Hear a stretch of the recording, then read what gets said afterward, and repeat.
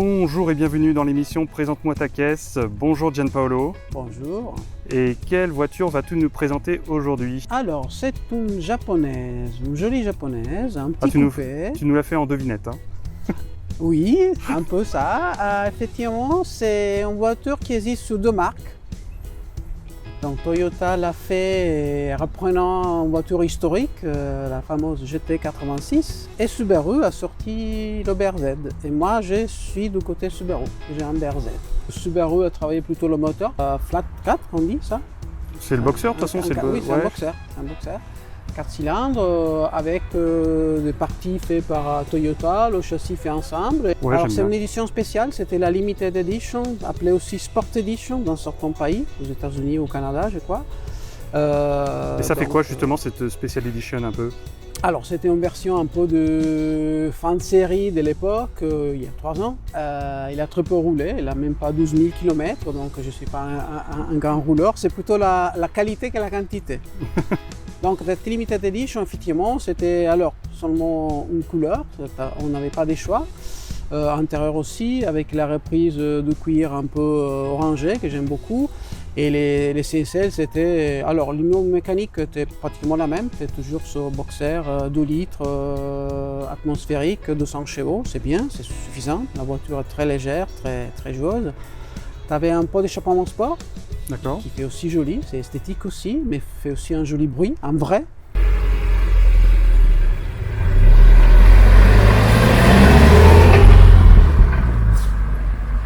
Alors je crois qu'il y avait un filtre à air, peut-être tu dois gagner 3-4 chevaux, Oui. mais pas grand-chose. Anecdotique. Et après surtout c'était les amortisseurs Sachs version circuit sport qui sont beaucoup plus performants et effectivement c'est vrai qu'elle est mieux suspendue. Donc même pour un usage circuit, si on veut se faire plaisir tant d'enfants, j'ai jamais eu l'occasion avec celle-là, mais je n'avais eu une avant, on en parlera, Ouais. une BRZ normale.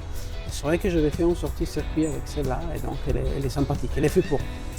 Alors c'est vrai qu'une chose importante à retenir, cette voiture était offerte avec boîte mécanique ou boîte auto. Je vous déconseille la boîte auto parce que c'était une vraie boîte auto à l'ancienne avec convertisseur très lent, c'est pas sportif, même si vous avez des palettes, c'est pas ça. Et surtout que la boîte mécanique de cette voiture est vraiment un petit bijou, c'est même presque le plus qu'on retient. Même un ami qui fait des rallyes, qui a une fois conduit mon BRZ, il a dit vraiment la boîte est super, magnifique. Vous passez votre temps à changer des vitesses et c'est super. J'aime bien cette voiture parce que pour moi c'est vraiment un peu le bon milieu entre une voiture qui reste quand même en projeté. On peut faire des voyages avec, j'ai fait, je suis allé en Italie pendant l'été, donc j'ai un peu roulé. Et ça reste correct au niveau confort, elle n'est pas trop raide, en autoroute, mais en même temps elle est une voiture pas très puissante parce que 200 chevaux aujourd'hui ça ne fait pas rêver, mais elle est légère, elle fait 1 tonne 2, pas plus. Ouais, c'est vrai que c'est léger. Même une Clio ou une Mégane RS, on est sur 1 tonne demi, voire plus parfois, et donc c'est en propulsion. Oui. Ah oui, Elle ça c'est rare aujourd'hui. Il n'y en a pas beaucoup, il y en a plus beaucoup. Et c'est le concept. Toyota et BRZ, au fait, ils ont fait cette monte pneumatique, sont pratiquement les pneus d'une voiture Prius. Parce qu'au fait, ils visent plus sur l'adhérence, c'est-à-dire que c'est une voiture un peu aussi pour le drift. Et elle est très joueuse, même sous la pluie, vous pouvez débrancher tout. Et il y a quand même un anti-patinage qui est bien, mais ça suffit d'appuyer sur un bouton 3 secondes et on reprend. C'est déconnectable. Comme j'ai dit, dans cette voiture, ce qui compte, suis-moi, suis-moi, c'est le pied droit. C'est le pied droit, oui. Le pied droit, et après un peu les mains sur le volant, et vous faites ce que vous voulez. C'est braquage contre braquage, elle est joueuse, il ne faut pas aller à des vitesses folles. Donc ça suffit un petit rond-point, alors s'il pleut, un petit parking, et là, elle danse. Mais c'est fait pour. Après, si vous voulez, vous changez la monte pneumatique pour avoir un peu plus d'adhérence, faire des temps sur un circuit. Oui, oui. Mais moi, je pense qu'après, on perd un peu ce côté joyeux. Exactement.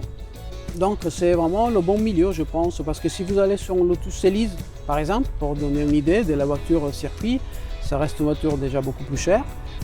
beaucoup moins exploitable tous les jours. Et faire un voyage sur une hélice, je pense qu'au bout de 100 km, vous vous arrêtez et vous allez chercher un bus parce que c'est pas possible. En tout cas, votre copine va vous quitter rapidement. Si vous voulez une voiture plus GT, vous allez sur les grosses Audi, Mercedes, mais c'est déjà plus le même prix. Et ça reste des voitures lourdes avec des gros moteurs, mais c'est plus le même feeling. Donc moi, je trouve que cette BRZ Toyota GT86, c'est cet esprit un peu de la voiture, on l'en sent. On l'en sent vraiment, on l'a conduit comme disait un pilote très connu, Niki Lauda. La sensibilité d'une voiture est là, derrière. On s'assoit dessus, on est très bas. Il faut savoir que le centre de gravité qui est très important pour les voitures sportives, avec un moteur boxé, en flat, à plat, c'est très bas. C'est très bas, Porsche l'a compris depuis longtemps avec son flat six. Et donc c'est vrai que au niveau tenue de route et sensibilité, elle vous parle cette voiture, elle vous dit plein de choses, donc c'est un échange sans arrêt. Ouais. C'est joli, même si vous la prenez pour aller chercher vos gamins à l'école, il y a de la place derrière, mais vous pouvez vous faire plaisir. Ouais. Voilà. Et ça coûtait combien ça au prix catalogue en 2019? Alors, la version normale, on fleurait les 36, donc ça reste quand même une voiture raisonnable. Et il fallait mettre 2000 € de plus pour cette limited edition. Mais c'est vrai qu'avec les options qu'on avait, théoriquement, on avait bien plus parce que déjà le pot d'échappement et les amortisseurs Sachs coûtaient plus que 2000 €. Donc, en gros, c'était une affaire, entre guillemets. Et donc, on frôlait les 30. Le problème, c'est qu'après, il y a le malus écologique qui fait du mal. Moi, j'ai fait ça parce qu'on m'avait acheté l'ancienne BRZ à un super prix. Et je me suis lancé pour une fois. J'avais envie d'avoir une voiture toute neuve. Qu'as-tu eu comme voiture un peu sympa avant? Alors je crois que tu en as eu quelques-unes. Donc, oui, voilà. Effectivement, je suis passionné. Donc, dans les limites de mes moyennes financières, qui ne sont pas illimitées, j'ai toujours essayé de trouver des voitures sympathiques. Alors, j'ai travaillé dans l'occasion, pas trop vieille, pas trop kilométrée, et ça me permettait de retrouver. Donc j'avais eu un BRZ déjà, un Subaru BRZ avant. Juste avant, c'est ça? Juste avant. Tu es passé de BRZ à BRZ. Oui, mais j'ai aussi d'autres japonaises sympathiques, dont la fameuse Mazda RX-8. Ah, super. Le moteur rotatif. Joie et douleur, parce que le moteur rotatif, c'est quelque chose d'incroyable. Moi, j'aime bien les moteurs atmosphériques plutôt que les turbocompressés, parce que c'est plus linéaire, c'est plus pur comme mécanique. Le turbo, ça s'était fait un peu coup des pieds. Moi j'aime bien les turbos, mais c'est parce que j'y connais rien. Je sais que l'atmosphérique est assez noble. Voilà, c'est un noble moteur, donc, et après ça monte dans les tours. Moi j'aime bien les voitures qui montent dans les tours. Déjà le boxer Subaru Toyota est sympathique. Je crois que la puissance maximale c'est à 7002, on peut retirer jusqu'à 7006. Donc c'est déjà pas mal. On frôle les 8000 tours. D'accord. Et la Mazda, alors là, moteur rotatif, la puissance maximale était je crois que c'était à 8006. Ah oui, d'accord. Et le limitateur coupé à 9002. Ah oui, d'accord, le rupteur. Donc, Sauf que le problème, c'est que niveau couple, c'était zéro. Au-dessus des 100 000 tours, on n'avait rien. Alors j'ai déjà vu des vidéos, j'y connais pas grand chose, mais la RX-8 a la réputation, enfin il y a beaucoup d'entretien sur un rotatif, non? Finalement ça bouffe pas de l'huile un petit peu, c'est pas son défaut? Un petit peu, effectivement, il faut faire gaffe parce que c'est considéré presque comme un moteur, on l'appelle un moteur 3 temps parce que c'est pas un 4 temps, c'est pas un 2 temps non plus, même si ça se rapproche, donc il y a de la consommation d'huile. Donc vous le verrez, demandez à n'importe quel propriétaire de RX-8, il roule toujours avec un truc d'huile dans le coffre. Là, c'était avec un litre d'huile. Absolument, parce qu'on ne sait jamais. Sinon, non, j'ai pensé pire, parce qu'au fait, il y a beaucoup moins de pièces en mouvement, donc à la limite, c'est pas trop... Non, pourtant, je l'avais acheté d'occasion, un peu kilométré, elle avait déjà presque 60 000 km, mais je n'ai fait 20 000 de plus. Tu n'as pas eu de souci avec? Le problème de la RX-8, c'est la consommation. Oui, d'accord, oui, c'est affreux, c'est affreux. Je pense que même au Lamborghini, je crois que je n'ai jamais fait moins de 15-16 litres. Ah oui, c'est énorme. Entre 16 et 18 et encore après. Mais le problème, c'est que même en roulant à 90, en 6e, en autoroute, on n'arrive pas à descendre sous les 15. Ah oui, d'accord. Avec toute autre voiture, même une M3, tu roules, enfin, c'est pas fait pour, on est d'accord. Et la mienne, par exemple, si je reviens à la BRZ, si je me mets en 6e, à 130, sans trop pousser, sans une conduite fluide, oui, j'arrive à faire 10 litres 100, même un peu mieux, donc ça reste correct. Après, si on commence à pousser, oui, là, effectivement, ça monte un peu, mais ça reste quand même quelque chose De raisonnable, on va dire. raisonnable. Ouais, disons. pour une voiture sportive, c'est pas...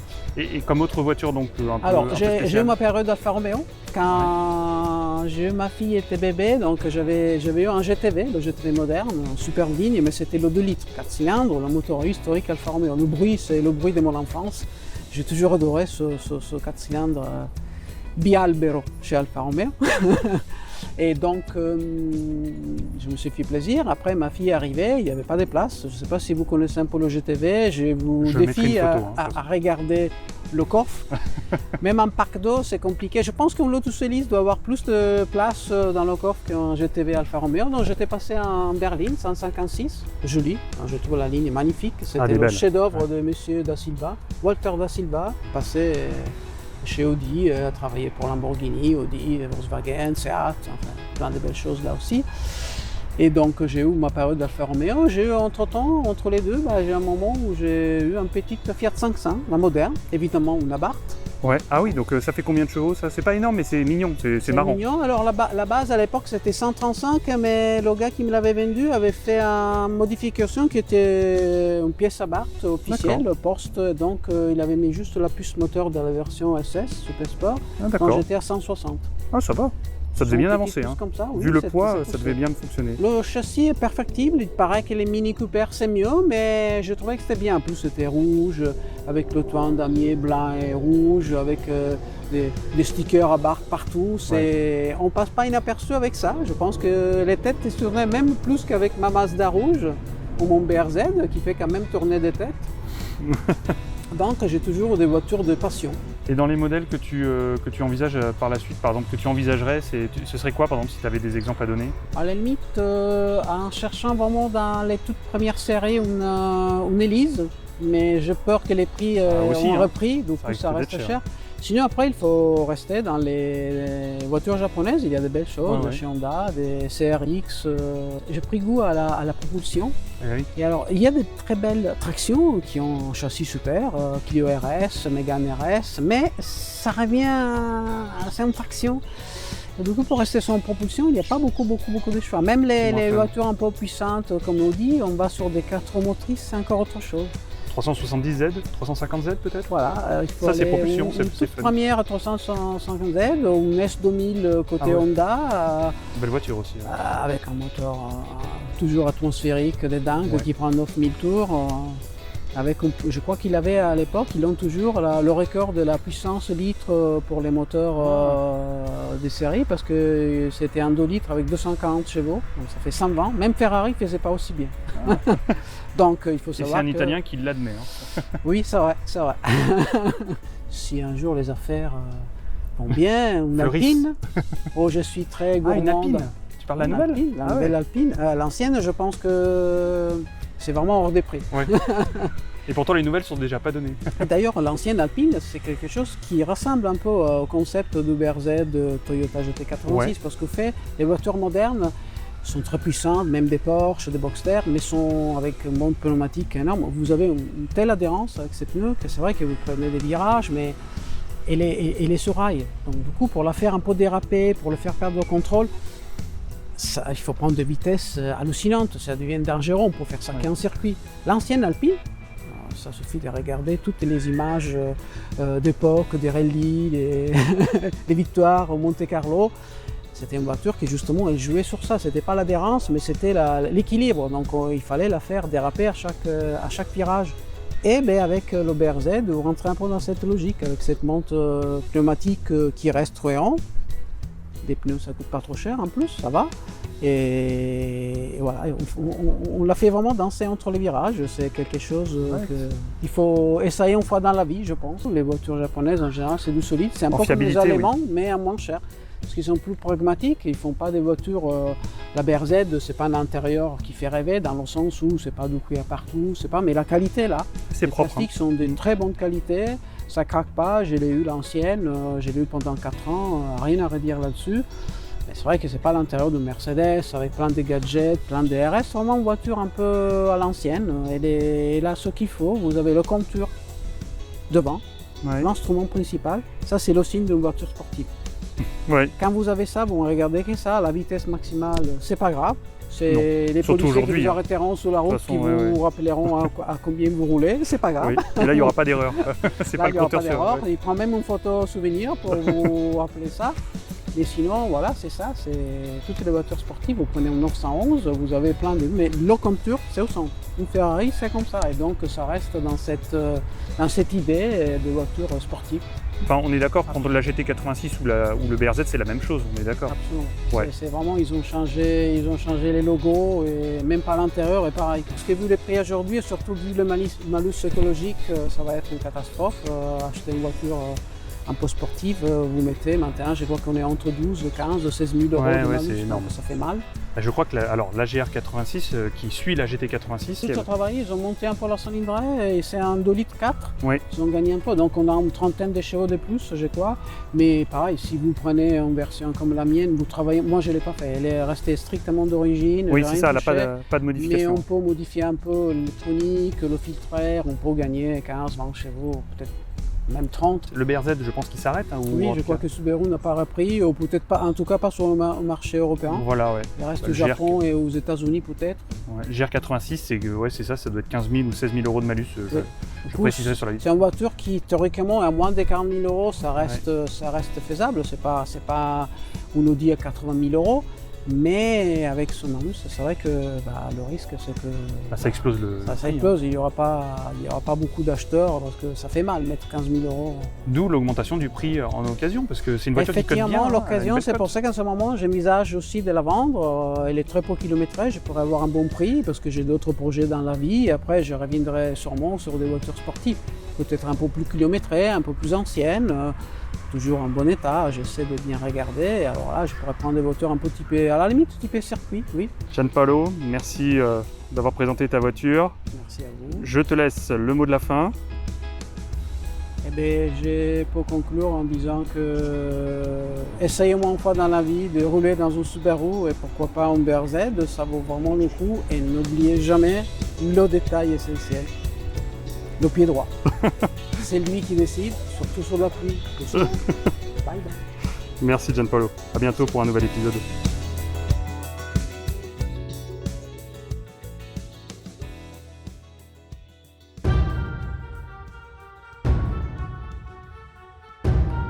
Avant que ce soit en prison, il y a eu quand même des rois, je crois que c'était avant Versailles, il venait ici.